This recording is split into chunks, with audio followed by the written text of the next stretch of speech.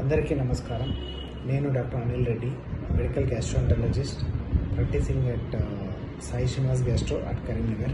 ఈరోజు మేము మీకు కామన్గా రోజు ఫేస్ చేసిన ప్రాబ్లం గురించి మాట్లాడాలనుకున్నాం. అది గ్యాస్ట్రోఎసోఫేజియల్ రిఫ్లెక్స్ డిసార్డర్ అంటాము.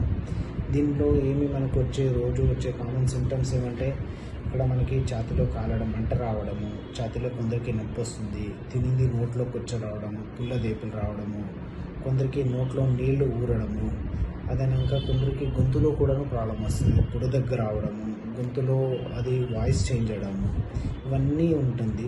కొందరికి ఏమీ సిమ్టమ్స్ లేకుండా, ఏమీ ప్రాబ్లం లేకుండా ఒకేసారి వాళ్ళు క్యాన్సర్ గడ్డతో కూడాను వస్తున్నారు. సో మనకి రకరకాల సిమ్టమ్స్ ఉంటాయి. కానీ ఇప్పుడు మనకి ఎప్పుడైనా ఈ సిమ్టమ్స్ వచ్చినప్పుడు తినింది ఇక్కడ పైనకి ఎక్కి రావడం కానీ, ఇక్కడ మంట కలవడం కానీ, ఇక్కడ ఛాతీలో నొప్పి రావడం ఉంటే మనము మనకి ఇది ఎందుకు వస్తుంది, ఎందుకు అవుతుంది అంటే, ఇది మోస్ట్ కామన్లీ ఎందుకు అవుతుంది అంటే, మనము ఈ చాలా స్పైసీ ఫుడ్స్ తినడం వల్ల కూడా అవుతుంది. స్పైసీ ఫుడ్ తినకుండా నార్మల్ ఫుడ్ తిన్నా కూడా అవుతుంది.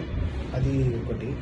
అదేనాక మనము లేట్ నైట్ ఫుడ్ తినట్నే ఎమ్మటనే మనం పనుకున్న వల్ల, అదేనాక మనము ఈనడము ఒబేసిటీ అనేది ఎక్కువ అయిన వల్ల ఇది చాలా ఫ్రీక్వెంట్గా చాలా మందిలో చూస్తున్నాము.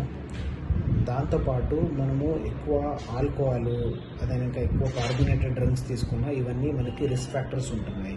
దీనివల్ల ఇది ఎక్కువ మనకి ఇది డయాగ్నోసిస్ అయితే దీన్ని ఎలా ప్రివెంట్ చేయాలి, మనం ఎలా మేనేజ్ చేసుకోవాలి. ఫస్ట్ ఆఫ్ ఆల్ మనము తినే ఫుడ్ని మార్చుకోవాలి. మనం most of the time home made foods తినాలి. మోస్ట్ ఆఫ్ ద టైం కొంచెము స్పైస్ అనేది తక్కువ ఉంచుకొని రెగ్యులర్గా ఫ్రూట్స్ అండ్ వెజిటేబుల్స్ తీసుకోవాలి.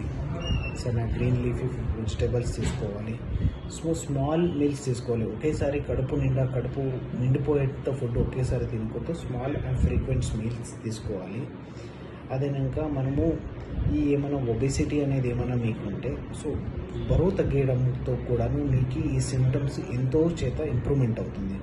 సో ఇంకో పాయింట్, నైట్ టైం మనము ఫుడ్ ఎప్పుడు తినాలంటే అట్లీస్ట్ 2 to 3 hours ముందే, పనుకోకముందు ఫుడ్ తిని పనుకుంటే దీంట్లో కూడాను మనకి రెస్పాన్స్ ఉంటుంది. అదేనాక మనం పనుకునే తోడు ఎడమ చేయి పక్క పనుకోవడంలో చాలా మనకి సిమ్టమ్స్ రాకుండా ప్రివెంట్ అవుతుంది. అదేనాక మన తలకాడ కొంచెం మనం బెడ్ ఉన్నదని పైనకి లేపుకోవాలి. లేకపోతే ఒక పిల్లో అని పెట్టుకొని మన తల కొంచెం హయ్యర్ ఎండ్ సైడ్ ఉంటే మనకు కడుపులో ఉండే యాసిడ్ పైనకి రాకుండా ఉంటుంది. ఇవన్నీ మనకి లైఫ్ స్టైల్ మాడిఫికేషన్స్ అనేది చేసుకోవాలి. ఇదన్నీ చేసుకున్నా కూడా కొందరికి తగ్గదు. సో ఈ సిమ్టమ్స్తో పాటు అలారమింగ్ సిమ్టమ్స్ ఏమున్నప్పుడు మీరు ఇమ్మీడియట్గా డాక్టర్ని కన్సల్ట్ కావాలి. అదేనాక మీరు doctor according to the situation ఏమైనా మీకు next procedure and diagnostic step చేయించుకోవాలంటుందంటే, అలారమింగ్ సిమ్టమ్ ఏమంటామంటే, మనకి ఆకలి కాకుండా ఉండడము, బరువు తగ్గడము, తినేదానికి మింగడానికి కష్టమైనా, లేకపోతే మనము వామిటింగ్ చేసినప్పుడు లేదా వాంతులు అవుతూ ఉంది తినింది, అదేనాక వాంతిలో బ్లడ్ ఏమైనా వస్తుందంటే ఇది అలారం సిమ్టమ్స్ అంటాం. ఈ అలారం సిమ్టమ్స్ మీలో ఏమైనా ఉన్నా కూడాను మీరు ఇమ్మీడియట్గా నెగ్లెక్ట్ చేయకుండా ఇమ్మీడియట్గా మీరు డాక్టర్ని కన్సల్ట్ కావాలి. మెడికల్ గ్యాస్ట్రోఎంటరాలజిస్ట్ని కన్సల్ట్ అయ్యి వాళ్ళ అడ్వైస్ని ఫాలో కావాలి.